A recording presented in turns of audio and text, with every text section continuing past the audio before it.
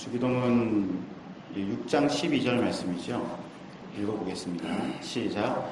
우리가 우리에게 죄 지은 자를 사하여 준 것 같이 우리 죄를 사하여 주시옵고. 아멘. 우리 성경에는 오늘 본문에 죄라고 나와있죠.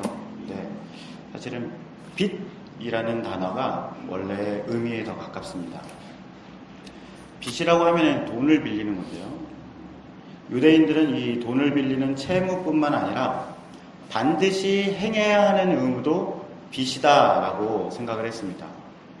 부부는 평생 사랑하겠다고 서로 약속을 하죠. 그래서 서로에게 책임이 있습니다. 부모는 자녀를 양육해야 하는 의무가 있습니다. 또 자녀는 부모에게 순종해야 되죠. 이렇게 마땅히 해야 하는 의무가 빚이 되는 거예요. 사람은 하나님 말씀에 순종해야 할 의무가 있습니다. 그런데 이 말씀을 어기면 하나님께 빚을 지게 되는 겁니다. 이런 의미에서 빚이 죄가 되는 거예요. 그래서 우리 성경에는 빚을 죄라고 번역을 해놓은 것입니다. 예수님께서 죄를 용서한다라는 것을 이해하는데 도움이 되는 재밌는 이야기를 하셨습니다. 그것이 오늘 본문인 마태복음 18장 23절 35절입니다. 마태복음 18장 23절을 읽겠습니다. 그러므로 하늘나라는 자기 종들과 셈을 가리려는 왕의 빚될 수 있다. 왕이 셈을 시작할 때에 10,000달란트를 빚진 종이 불려왔다. 어떤 왕이 나랏일을 결산하기 시작했습니다. 세금이 잘 들어왔는지 또 나랏일이 예산에 따라서 잘 진행이 되었는지를 살펴봤던 거예요. 그런데 왕에게 와야 되는 돈 10,000달란트가 빈 거예요. 이 10,000달란트라는 게 도대체 어느 정도 되는 돈인가 하면요. 당시 일용직 노동자가 하루 임금을 받는데 1데나리온이라고 이야기합니다. 1달란트는 1데나리온의 6,000배입니다. 6,000일 동안 열심히 일해서 한 푼도 쓰지 않고 다 모으면 그게 1달란트가 되는 거예요. 우리나라에서 하루 일당을 약 7만 원이라고 본다면 살펴보니까 2016년에는 그 막노동하는 그런 잡부가 9만 원 받는다고 하더라고요. 근데 그 정도까지 일을 하지 않는다고 하더라도 7만 원 정도다라고 치면 1달란트는 7만 원 곱하기 6,000배 4억 2천만 원이 됩니다. 근데 여기에 10,000달란트죠. 10,000배를 곱해야 돼요. 그러면 10,000달란트는 한국 돈으로 4조 2천억 정도 됩니다. 도대체 감이 안 오는 숫자입니다. 4조 2천억이라니.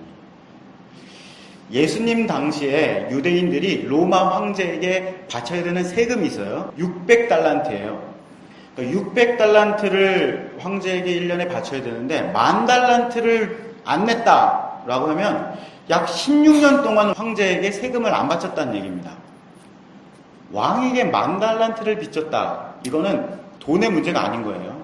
오랜 기간 동안 왕을 무시하고 우습게 여겼다는 뜻이죠. 왕의 돈 10,000달란트, 4조 2천억을 누가 띵거 먹어요? 왕의 것인데. 이건 반역죄입니다. 돈의 문제가 아니라 반역을 했다는 거예요. 오늘 이 왕이 종을 불렀다고 썼습니다. 그런데 왕의 일과 관련이 되었기 때문에 종이라기보다는 신하라고 하는 것이 훨씬 낫겠죠. 이 신하는 수년 동안 4조를 주무를 수 있는 사람이었어요. 그러니까 왕의 신임이 아주 두터웠겠죠.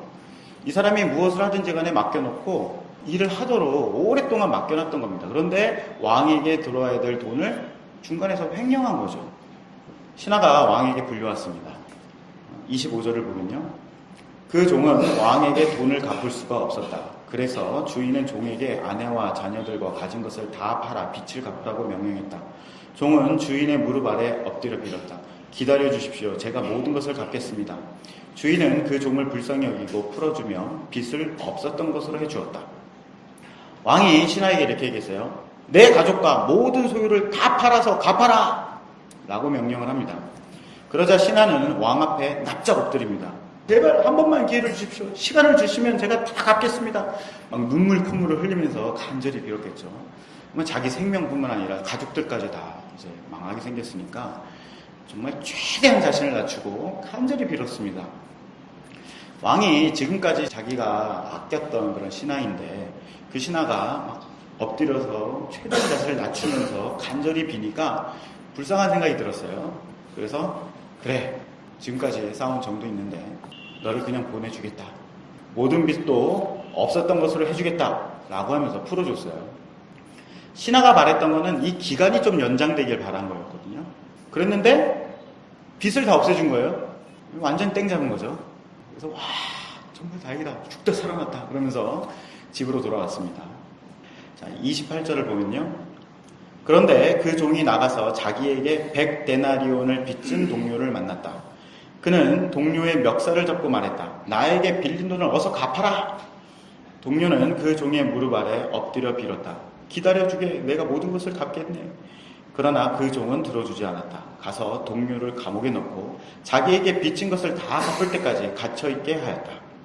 신하가 자기에게 100데나리온 빚진 동료를 만났습니다. 100데나리온은 100일 동안 일한 임금이잖아요. 그러니까 한 700만 원 정도 된다고 할 수 있습니다. 신하가 동료의 멱살을 잡았어요. 그리고서 막 내놔 안 내놔 그러면서 막 쥐 흔들었겠죠. 동료가 바닥에 번쩍 엎드려서 막 빌었습니다. 시간을 좀 주게, 그러면 갚겠네. 신하가 왕에게 했던 말이랑 똑같은 말이죠. 그런데 신하는 돈을 갚을 때까지 동료를 감옥에다가 집어넣었어요. 감옥에 들어있으면 돈을 갚을 수 있습니까? 돈을 갚을 때까지 감옥에 넣는다는 게 말이 안 되는 거예요, 사실. 그렇죠? 가장이 감옥에 갇혀 있으니까 이 동료의 아내는 돈 구하러 다니겠죠. 세간살이 팔고 친척들 다니면서 돈 주고 달라고, 지금 우리 남편이 감옥에 갇혔다고 그러겠죠. 아들과 딸은 학교 그만두고 일자리를 알아봐야 되는 거예요. 동료뿐만 아니라 이 동료의 가족의 인생까지 저당을 잡은 것입니다. 31절을 보겠습니다. 다른 동료들이 이 광경을 보고 매우 딱하게 여겨 주인에게 가서 일어난 일을 자세히 말씀드렸다. 그러자 주인이 그 종을 불렀다. 이 악한 종아, 내가 나에게 빌기에 내가 내 모든 빚을 없었던 것으로 해주었다. 내가 내게 자비를 베풀었던 것처럼 너도 내 동료에게 자비를 베풀어야 하지 않겠느냐. 그 주인은 매우 화가 나서 그 종을 감옥에 넣고 자기에게 빚진 것을 다 갚을 때까지 감옥에 있게 하였다. 이 신하가 왕에게 빚진 돈은 4조입니다. 이 4조 때문에 집 팔고 가족까지 팔았어야 됐던 사람인데 지금 겨우 700만 원 때문에 동료의 집안을 완전 풍비박산 내놓은 거예요. 다른 동료들이 그걸 보고서 야, 이건 해도 너무한 거 아니냐 싶어서 왕에게 고발을 합니다. 그래서 왕이 신하를 불렀습니다. 네가 내 자비를 받았잖아. 그러면 내 동료에게도 자비를 베풀어야 되는 거지. 왕이 엄청나게 화가 났어요. 왜 왕이 이렇게 화가 났냐면 신하는 왕의 용서를 아주 쓸모없는 것으로 만들어버렸어요. 왕은 선의를 베풀었습니다. 그런데 그 신하는 이 선의를 악으로 바꿔버린 거예요. 사람들이 뭐라 그러겠어요? 아니, 저렇게 나쁜 놈을 감옥에다 집어넣었어야지. 저놈이 감옥에 들어가지 않고 나오니까 지금 다른 사람이 피해를 보잖아. 왕이 잘못해버린 것이 되는 거죠. 왕이 엄청나게 화가 났습니다. 그래서 빚을 다 갚을 때까지 신하를 감옥에 가두었어요. 다 갚아야 되는 빚이 원금만 4조입니다. 4조를 원금을 상환하려면 매일 1억 1,000만 원씩 100년 동안 갚아야 돼요. 이자 하나도 안 붙고 원금만. 갚을 수가 없는 거죠. 누가 하루에 1억 1,000만 원씩 100년 동안 갚을 수 있습니까? 영원히 감옥에 갇힌 것입니다. 예수님께서 이야기를 이렇게 마무리하십니다. 35절을 보면요. 이와 같이 너희가 형제를 마음으로 용서하지 않는다면 하늘에 계신 내 아버지께서도 너희에게 이같이 하실 것이다. 예수님께서 지금 이 이야기를 통해서 말씀하시고자 하는 핵심이 무엇입니까? 마음으로부터 용서하라는 거예요. 이것은 마음의 문제라는 겁니다. 왜 신하는 왕에게 용서를 받았음에도 마음으로 동료를 용서하지 못했던 것일까요? 용서를 받은 신하의 마음에는 도대체 무엇이 있었던 걸까요? 마음으로 용서를 한다면 동료를 어떻게 대해야 되는 건가요? 오늘 이 문제를 살펴보려고 하는 것입니다. 먼저 신하의 마음을 살펴보겠습니다. 우선 신하의 마음에는 은혜라는 것이 없었어요. 은혜라는 것은 내가 지금 조건이 안 되고 자격이 부족한데 내가 지금 갖춰져 있는 것보다 훨씬 과분한 대우를 받는 것이 은혜입니다. 10,000달란트는요 도저히 갚을 수가 없는 돈입니다. 더욱이 왕의 돈을 오랫동안 횡령했다는 것은 반역의 문제인 거예요. 돈은 돈대로 갚아야 되는 것이고요. 반역은 삼족을 멸해야 되는 판결이에요. 이게 올바른 것입니다. 그런데 왕이 이 신하에게 뭐라고 명령을 합니까? 35절을 보면요. 아내와 자녀들과 가진 것을 다 팔아서 빚을 갚으라 라고 얘기를 해요. 다 팔아서 갚으라 라고 얘기하는데 이거 다 팔아서 갚을 수 있는 건가요? 자녀가 한 5명이라고 쳐도 아내, 다 늙은 아내 뭘 얼마나 받겠어요. 애들 5명 한 사람씩 많이 쳐가지고 한 100억씩 친다고 칩시다. 그러면 기껏해야 600억이에요. 사조에 택도 없습니다. 게다가 이 신하의 가족은 죄인이에요. 그것도 왕에게 죄를 진 사람들입니다. 선량한 사람들이 아니에요. 그런데 누가 왕에게 죄를 진 사람을 사줍니까? 아무데도 팔 수도 없어요. 그런데 왕이 네 가족들도 팔고 모든 것을 다 팔아서 갚으라 라고 이야기합니다. 왕이 세상 물정을 모르는 건가요? 사람이 한 명당 얼마에 팔리는지 잘 모르나요? 맨날 왕궁에서 팅짝팅짝 노니까 세상 물정 어떻게 돌아가는지 잘 모르나요? 버스 요금이 얼마인지도 모르고 이런 왕이라서 그러나요? 왕이 다 팔아서 갚으라고 하는 명령에는 어떤 의미가 들어있습니다. 성경에는 모든 것을 다 파는 이야기가 나옵니다. 마태복음 13장 44절을 보면요. 천국은 마치 밭에 감추인 보화와 같으니 사람이 이를 발견한 후 숨겨두고 기뻐하여 돌아가서 자기의 소유를 다 팔아 그 밭을 사느니라. 땅에 어떤 보화를 발견했어요. 그러면 그 사람은 지금까지 자기가 쌓아왔던 모든 것을 다 팝니다. 그리고 밭을 살아요. 마태복음 13장 45절을 보면요. 또 천국은 마치 좋은 진주를 구하는 장사와 같으니 극히 값진 진주 하나를 발견하며 가서 자기의 소유를 다 팔아 그 진주를 사느니라. 진주 장사가 수십 년 동안 장사를 했어요. 그러니까 자기가 귀하다고 생각하는 진주들을 많이 모아놨을 거 아니에요. 이 수십 년의 노하우가 그 모아놓은 진주에 있단 말이에요. 그런데 진짜 값진 진주를 봤기 때문에 지금 자기가 이전에 가지고 있었던 모든 진주를 다 팝니다. 그리고 그 진주를 하나 산다는 거예요. 누가복음 18장 22절을 보면요. 예수께서 이 말을 들으시고 이르시되 내게 아직도 한 가지 부족한 것이 있으니 내게 있는 것을 다 팔아 가난한 자들에게 나눠주라. 그리하면 하늘에서 내게 보화가 있으리라. 그리고 와서 나를 따르라 하시니 이거 부자 청년 얘기거든요. 부자 청년이 어려서부터 지금까지 모든 계명을 다 지켰어요. 이렇게 하면 영생을 얻을 수 있겠지라고 하면서 하나님의 계명을 하나도 빠짐없이 다 지켰단 말입니다. 그런데 예수님께서 뭐라고 얘기하시냐면 네가 가지고 있는 것을 다 팔아라. 그리고 나를 따라라. 이렇게 말씀하신단 말이에요. 율법을 잘 지켜서 영생을 얻으려고 지금까지 살아왔던 인생 그런 것들을 다 버리고 예수님을 따라야지 영생을 얻는다라고 말씀하시는 거죠. 이렇듯이 모든 것을 다 판다라는 것은 이전에 갖고 있었던 인생의 목표, 인생을 어떻게 살아야 하느냐 하는 방법 이런 것들을 다 버린다는 뜻입니다. 그렇게 살았던 그 인생을 떠나보내는 거예요. 이건 이제 내 인생이 아니야 라고 이렇게 손 놓는 거죠. 또 갚으라고 얘기했는데요. 이 갚는다는 말은 소유권을 넘겨준다는 그런 의미가 있습니다. 그러니까 왕이 모든 것을 팔아서 갚아라 라고 하는 명령에는 이런 뜻이 담겨있는 것입니다. 신하야, 지금까지 내게 마땅히 해야 되는 의무를 결산했다. 그런데 너는 내게 의무를 다하지 못했을 뿐만 아니라 내 생명을 다해서 빚을 갚을 수 없다라는 결론이 지금 내려졌다. 지금까지 살아왔던 방법, 열심히 해왔던 노력으로도 불구하고 너는 망했다.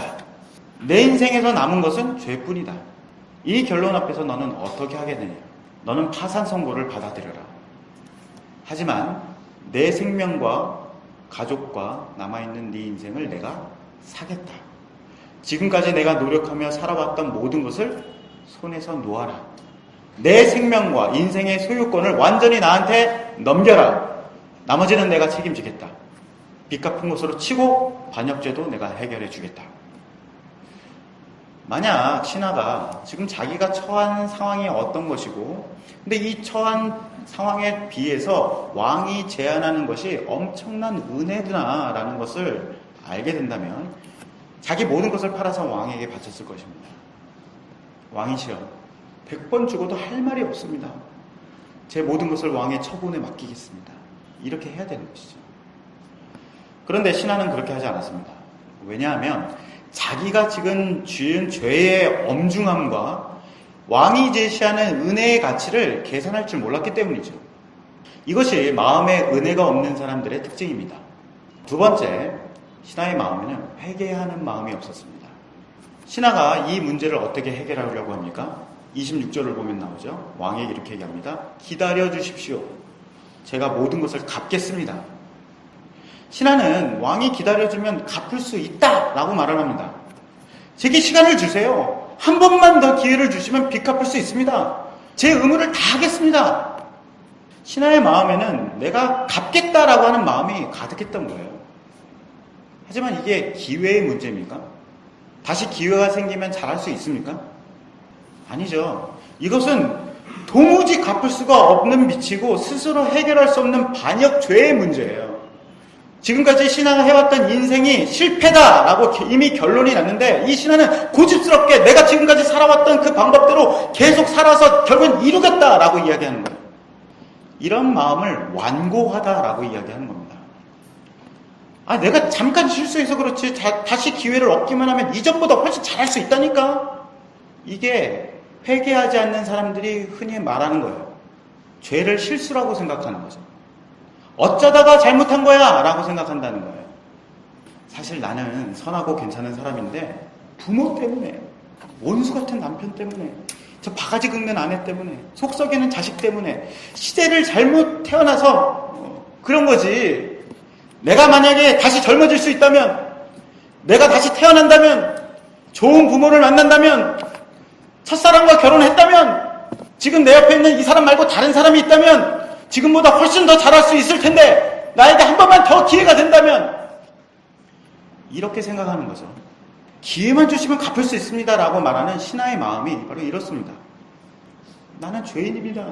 이게 무슨 뜻인지 모르는 거예요. 이게 아직 자기 실체가 무엇인지 모르는 겁니다. 무릎을 꿇고 싹싹싹 빌어도 잠시 위기를 모면하려는 행동이지 진심으로 돌이킨다, 회개한다는 것이 모르는 겁니다. 그러니까 이런 사람은 용서를 받아도 사람이 안 바뀌는 거예요. 자, 신하의 마음에는 은혜가 없고 회개가 없습니다. 그렇기 때문에 자비도 없는 것입니다. 신하의 마음에 자비가 없다는 것이 어떻게 나타납니까? 자비를 구하는 동료에게 하는 행동으로 드러나는 거죠. 자, 28절을 보면요. 동료의 멱살을 잡고 동료를 감옥에 넣었다라고 합니다. 멱살을 잡는다는 얘기는 숨통을 막는다는 뜻입니다. 약점을 쥐고 이 사람 완전히 제압한다는 뜻이에요. 우리 목 졸리면 꼼짝 못하잖아요. 동료의 약점을 잡고서 막 마음대로 휘두르는 거죠. 그리고 감옥에 넣습니다. 내가 원하는 것을 얻기까지 동료의 인생, 동료의 자유, 이런 것들 내가 쥐고서 내가 이 사람의 주인 노릇을 하겠다라는 것입니다. 마음에 자비가 없는 사람은 주변 사람들을 숨막히게 합니다. 자기가 원하는 것을 얻기 위해서 다른 사람의 자유와 인생을 통제하는 게 당연하다고 생각하는 거예요. 제가 나한테 못해줬으니까 내가 저놈을 잡고서 휘둘러야지. 이런 생각들이 마음에 있는 것이죠.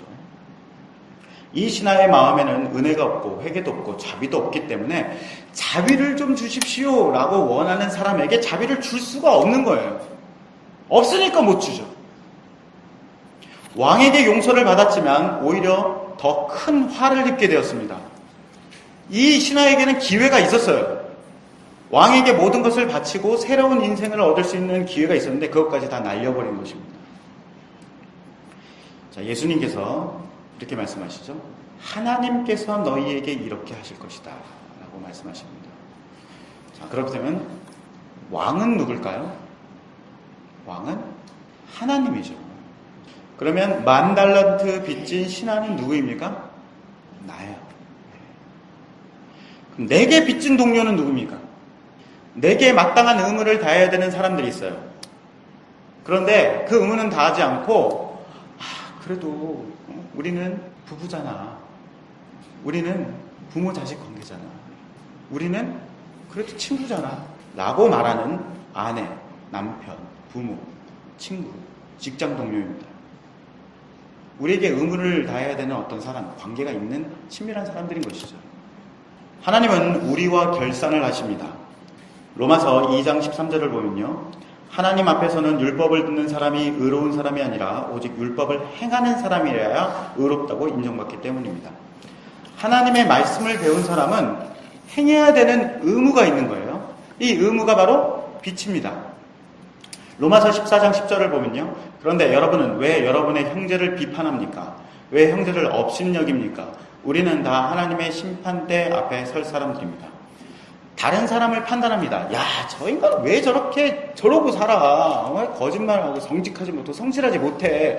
라고 이렇게 생각하면 나도 정직하고 성실해야 된다는 거예요. 자녀들에게 부모님 말씀에 순종해라고 얘기하면 나도 부모님께 순종해야 되는 것이죠. 이게 의무입니다. 근데 이 의무를 다하지 못하면 하나님 앞에 빛이 되는 거예요. 말씀과 양심에 따라서 하나님 앞에서 마땅히 해야 될 것을 다 했는지를 하나님께서 결산하신단 말이에요. 우리를 불러다 놓고 결산하세요. 로마서 3장 20절을 보면요. 그러므로 율법을 지키는 것으로 하나님 앞에서 의롭다고 인정받을 사람은 아무도 없습니다. 왜냐하면 율법은 우리가 죄인이라는 사실을 알게 해주기 때문입니다. 그런데 이렇게 하나님 말씀을 듣고 지켰느냐, 내가 알고 있고 판단하는 대로 내가 행동하느냐 이렇게 따지면 죄인이 아닌 사람이 없다는 거예요. 우리는 율법을 보면서 우리의 인생이 완전히 죄로 가득하다라는 것을 알게 됩니다. 우리 양심을 뒤져보면요, 이 양심이 다 뒤틀려 있고 부패해 있다는 것을 알게 된다. 지금까지 내가 하나님을 멸시하고 하나님을 대적하고 살아왔던 반역자다. 내가 하나님 나라의 큰 죄인이구나 라는 것을 깨닫는다는 거죠. 내 몸에서 냄새가 나는데 이게 똥이 묻어서 냄새가 나는 건가? 아이씨, 옷 벗으면 되겠지 라고 이렇게 생각했는데 똥이 묻어서 냄새가 나는 게 아니라 내가 똥인 거예요. 만년을 지옥에서 불타는 것이 마땅하다. 하나님께서 나를 버리시는 것이 맞구나. 율법은요, 우리가 완전히 파산됐고 망했다는 것을 선언합니다. 그리고 너는 이것을 인정하라 라고 외치고 있는 거예요. 그게 하나님 말씀입니다. 자, 우리의 죄가 결산이 되면 하나님께서 구원의 길을 제시하십니다. 먼저 우리가 가진 모든 것을 팔라고 하시는 거예요. 우리가 지금까지 살아왔던 인생의 목표, 인생의 방법 하나님께 다 내려놓으라는 거죠. 로마서 3장 23절을 보면요. 모든 사람이 죄를 지어 하나님의 영광에 이를 수 없게 되었습니다. 그런 사람이 그리스도 예수께서 주시는 속죄를 통해 하나님의 은혜로 의롭다는 판단을 받습니다. 그것은 하나님께서 거저 주시는 선물입니다. 우리는 죄로 가득 찬 인생을 내려놨어요. 그리고 그걸 하나님께 맡깁니다. 하나님 처분대로 하십시오. 제가 진짜 할 말이 없습니다. 라고 드렸는데 하나님께서는 그것을 예수 그리스도의 피로 씻어주시고 새로운 생명을 우리에게 선물로 주신다는 거예요. 우리는 하나님께 배설물, 이 똥을 드렸는데 하나님께서는 그것을 보석으로 바꿔주신다는 거예요. 이게 은혜입니다. 누가복음 7장 47절을 보면요. 그의 많은 죄가 사하여졌도다. 이는 그의 사랑함이 많음이라. 사함을 많이 받은 일이 적은 자는 적게 사랑합니다. 내가 하나님 앞에 은혜를 입었구나 라는 것을 아는 사람은 이전 생활로 돌아가지 않아요. 이전 생활이 무엇입니까? 내가 하나님 말씀을 지켜서 하나님 앞에 의무를 다하겠습니다. 하나님 앞에 내가 빛을 갖겠습니다. 이런 거거든요. 이런 방식으로 살지 않는다는 거예요. 어떻게 삽니까? 그리스도를 사랑한단 말이에요. 그리스도를 사랑하고 그리스도의 사랑을 의지하는 인생을 살게 되는 거예요. 엄청난 죄를 용서받은 사람은 그리스도를 엄청나게 사랑하는 삶을 산단 말입니다. 내가 그리스도 안에 머무는 것이 내 인생의 목표가 되는 거예요. 그리스도를 아는 것이 내 삶의 기쁨이 됩니다. 그리스도의 영광에 참여하는 것이 내 인생의 목표가 되는 거죠. 이렇게 옛날 인생을 돌이키고 새로운 인생으로 바뀌는 것이 회개입니다. 자, 우리 마음에 하나님의 은혜가 있고 그리스도에 대한 사랑이 있다는 증거가 무엇입니까? 회개했다는 증거가 무엇이에요? 그것은 바로 내게 빚진 사람에 대한 태도로 나타나는 것이에요. 마음에 은혜와 자비가 있는 사람은 자비로운 방법으로 형제를 대합니다.